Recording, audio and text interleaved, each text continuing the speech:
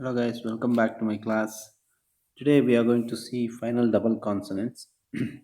So in last class, I have given some idea about what is final consonant and its pronunciation rules or values. In this class, we are going to discuss about what is a final double consonant and also what is a liaison rule. So we are going to discuss about that in this present class. Okay. Um,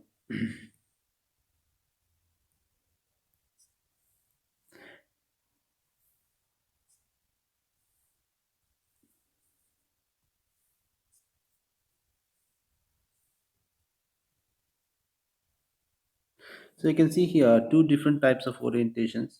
So we know that a consonant and a vertical vowel can be placed next to the consonant, and a horizontal vowel is placed below the consonant. Okay, but then still it is a pair, consonant and vowel pair. So if you see here, there are two final consonants. Okay, two final consonants at the final consonant position. So this position is called final consonant position. And if you see two consonants in this position, it is called final double consonants. So this can exist. This can the orientation is something like this: consonant, vowel, and two final consonants, or consonant, vowel, two final consonants. For example, this is an example here. Now you can see here.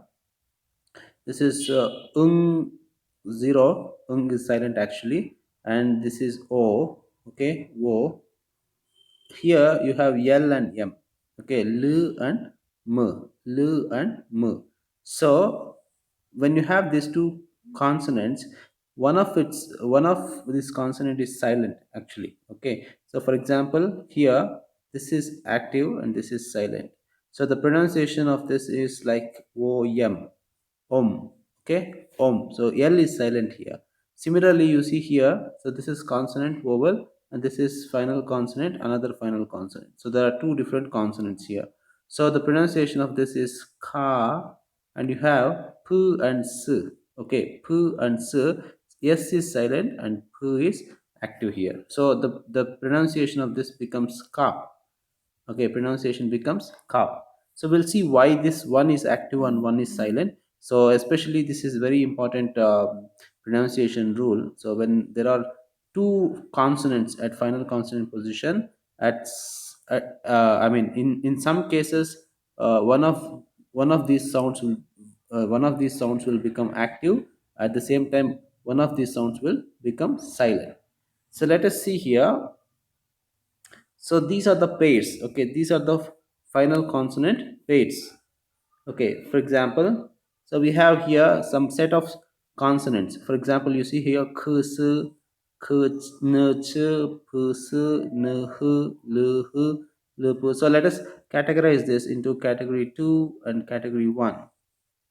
So if you have any of these pairs at the final consonant position, let us see what is the sound value. For example, I took some examples here. For example, let us see here. When you have the pair consonant, the final double consonant pairs at the final consonant position, any of this category 1, okay, any one of this category 1 pair, then the first sound is active. Okay, the first sound is active and the second sound is silent.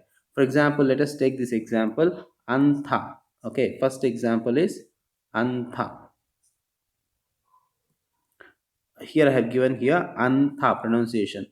Now see, you have at the final consonant position you have n and ch, n and ch, but actually we are pronouncing this as antha.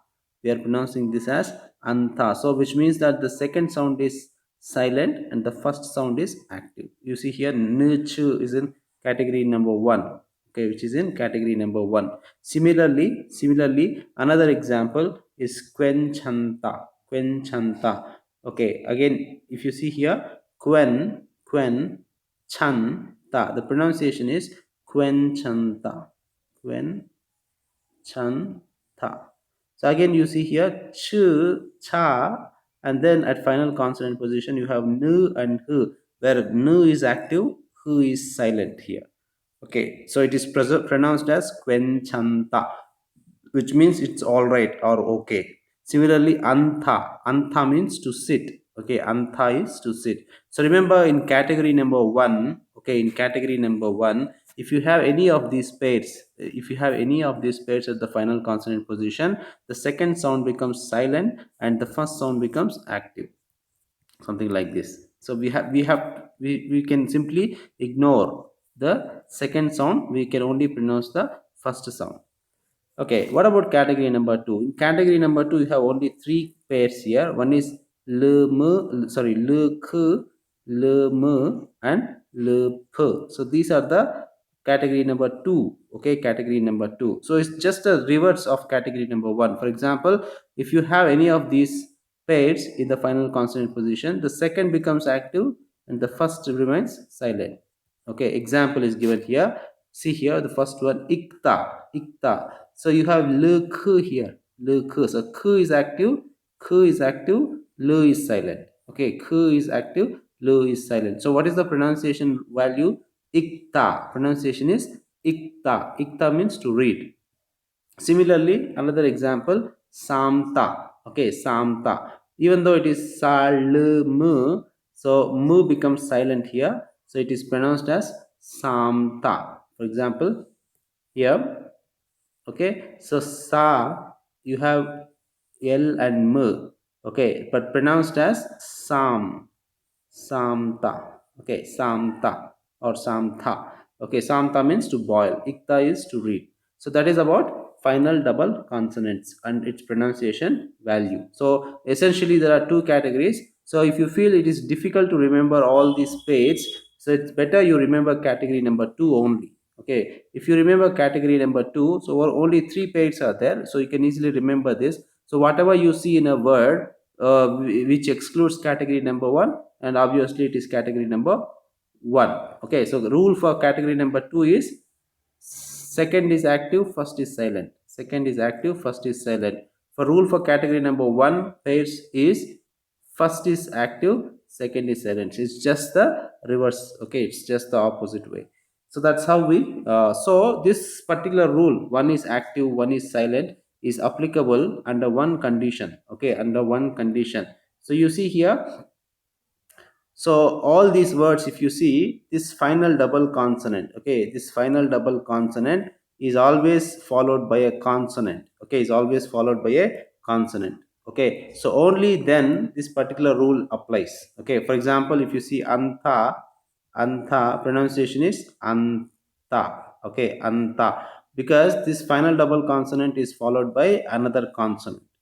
Okay, so that's how the rule becomes active, and one of the sound of these pairs becomes active, automatically other will become silent. So just remember, this final double consonant pronunciation rule applies when especially this particular final double consonant should be end for a word. For example, you see here cup, pronunciation of this is cup, cup, because this is the end for a word. Cup is price. Okay, so pus is the end for a word. It is the end for a word. Even now, even in this case also, the final double consonant pronunciation rule will be applied, which means that pus, among that pu is active, su is silent. So original pronunciation of this is cup. The second case is the final double consonant should be followed by another consonant. For example, antha. So in this case, we are pronouncing this as antha because this two final double consonant pair is followed by another consonant. So then the ch becomes silent and n is active because it comes under category number 1. N ch, you see, n ch is in category number 1. Because of that, it becomes first is active, second is silent because it is followed by another consonant. Okay, so that's how the rule is applied here. Okay, now when this rule will not be applied, okay, when this rule will not be applied, so we have to see here, the rule will not be applied, which means that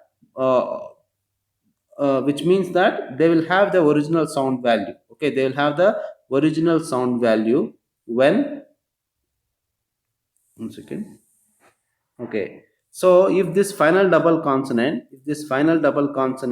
is followed by a vowel, okay, if it is followed by a vowel, the rule will not be applied. For example, you see here ikta. Okay, ikta, we saw ikta is in a second category. The present tense form is ilgoyo. Okay, the present tense form is ilgoyo. Let us suppose this is another word. So read, to read. So this is a present tense form, reading. Okay, reading.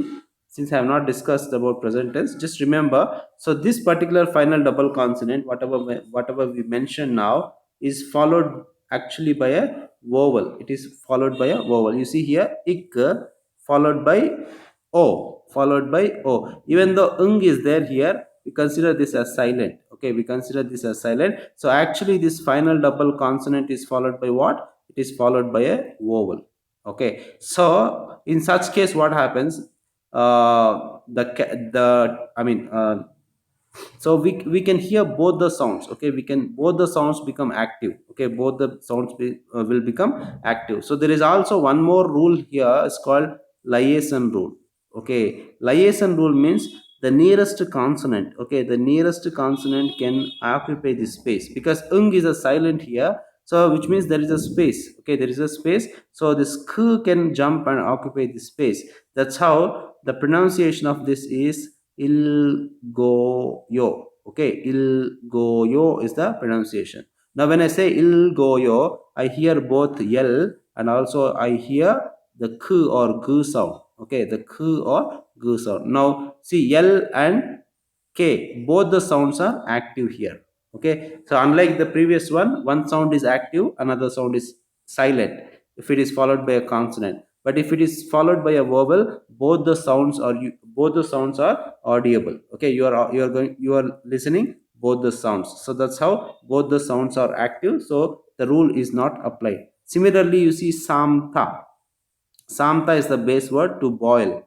Okay, to boil. If I take the present tense form, it is salmayo. Okay, salmayo. So why mu? So it is empty space. Mu can jump here because of the carryover or liaison rule, and because of that it becomes salmayo. So this is the writing. Okay, you have to write like this, but you should pronounce.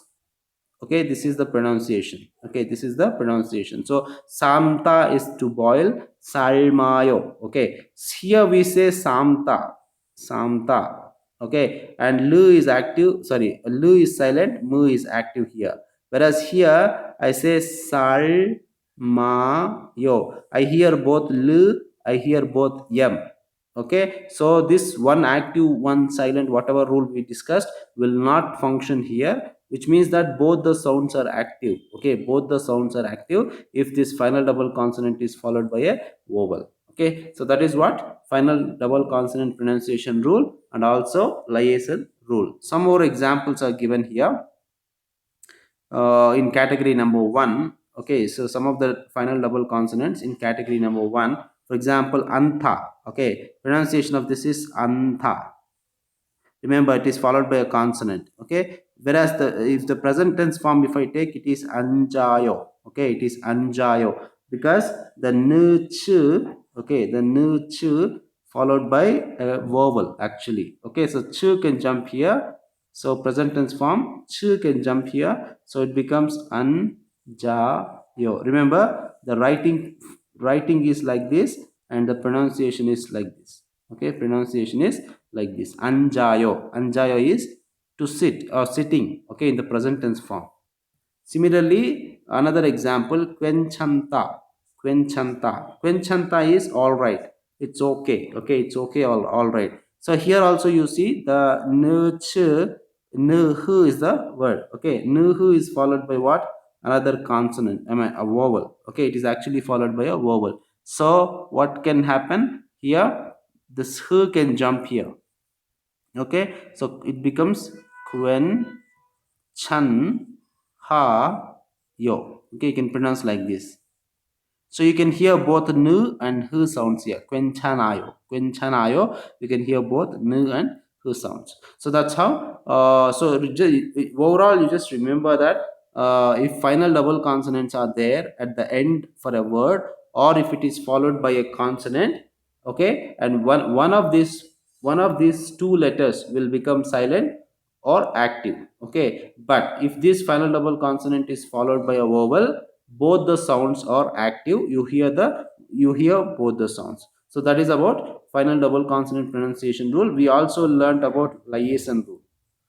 So liaison is simply like carry over, which is simply, for example, you have for example something like this: a final consonant followed by followed by silent, okay, fake consonant. So simply, whenever we put this, we usually represent this to indicate there is a because vowel alone cannot be written, so that's the reason we put this fake consonants, which means that there is an empty space, so this can occupy this space. So you can pronounce this as kashi. Okay, you can pronounce this as kashi, even though you write like this, but the pronunciation of this is kashi. So this kind of rule is called liaison or carry over rule. So most of the times Koreans pronounce this using carry over rule. Okay, most of the times they use this by using the carry over rule. For example, here see anjayo becomes anjayo. Okay, this is the pronunciation. So pronunciations I have given here,